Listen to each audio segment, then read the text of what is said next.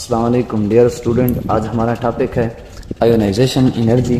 ہم نے آیونائزیشن انرجی کی ڈیفینیشن کی ہوئی ہے، جس کے اندر ہم نے لکھا ہوا ہے the minimum amount of energy required to knock out اور eliminate the valence electron from a gaseous atom in its ground state, کہ کسی بھی گیشیس ایٹم سے جب آپ ایک الیکٹران کو ایلیمینیٹ کرتے ہیں اور اس کے لیے جتنی آپ کو انرجی ریکوائر ہوتی ہے، ڈیل ایچ ریکوائر ہوتی ہے، وہ والی انرجی جو ہوگی اس کو ہم آیونائزیشن انرجی کہتے ہیں، یا اسے آیونائزیشن پوٹینشیل بھی کہتے ہیں۔ تو دوسرا پوائنٹ یہ تھا کہ آیونائزیشن انرجی ایک اینڈوتھرمک پروسیس ہے۔ کیونکہ اس کے اندر ہمیں انرجی کی ریکوائرمنٹ ہے، انرجی ایبزارب ہو رہی ہے۔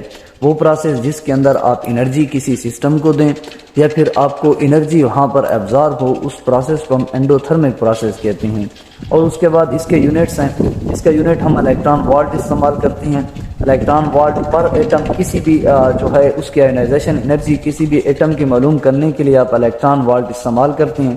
اس کے علاوہ کلو جول پر مول بھی ہو سکتا ہے، اور کلو جول پر مول کی ویلیو الیکٹران وولٹ کے اس طرح کے برابر ہوگی، یہ ہمارے پاس اس کی ویلیو بھی گیون ہے۔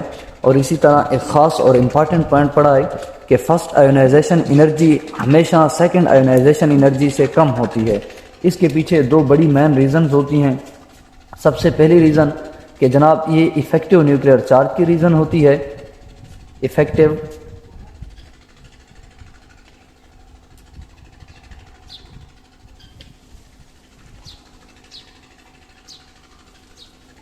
نیوکلیئر چارج، سب سے بڑی اس کی main reason effective nuclear charge کی ہوتی ہے۔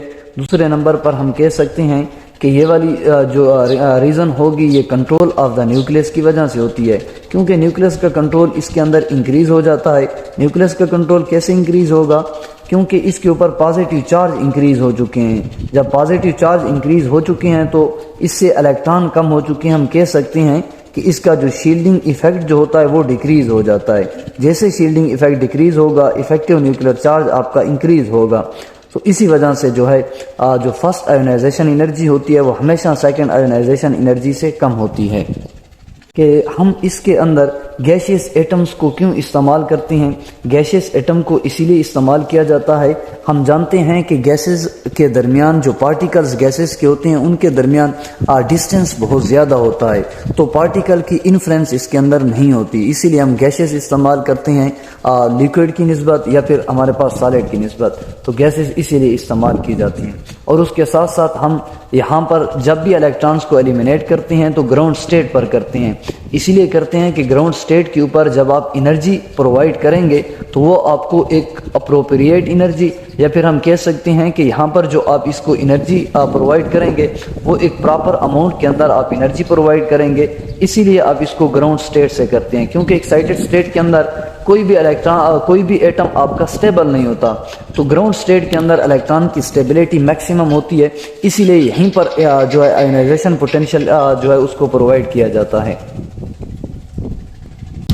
تو گائز ہم ڈسکس کریں گے اس کے فیکٹرز کے اوپر، چارج آف ایٹم اور چارج آف دا نیوکلیس، کہ چارج آف ایٹم اور چارج آف نیوکلیس کی وجہ سے آیونائزیشن انرجی کس طرح انکریز ہوگی یا پھر ڈیکریز ہوگی۔ سمپل بات یاد رکھیں، جیسے ہی charge of atom positive side کے اندر انکریز ہوگا، charge of atom positive side کے اندر انکریز ہوگا، آپ کی آیونائزیشن پوٹینشیل جو ہوگی یہ بھی ساتھ ساتھ اس کے انکریز ہوگی۔ کیونکہ کسی کیٹائن سے جب آپ الیکٹران کو ایلیمینیٹ کر رہے ہوتے ہیں تو وہاں پر جو آپ کا نیوکلیس ہے اس کا کنٹرول میکسیمم ہوتا ہے، تو نیوکلیس کے کنٹرول سے آپ کس طرح اس کو نکالیں گے؟ ویلنس الیکٹران کے اوپر hold of the nucleus maximum ہوتا ہے، اسی لیے اس کی آیونائزیشن انرجی انکریز ہو جاتی ہے۔ دوسرا اس کے اوپر جو مین فیکٹر لگتا ہے وہ والا سائز کا فیکٹر ہے، کہ جیسے ہی آپ کا سائز انکریز ہوتا جائے گا، جیسے ہی سائز انکریز ہوتا جائے گا آپ کی آیونائزیشن انرجی جو ہوگی وہ ڈیکریز ہو جائے گی۔ کیوں ڈیکریز ہوگی؟ آیونائزیشن انرجی اس لیے ڈیکریز ہوگی کہ آپ کا جو ڈسٹینس ہوگا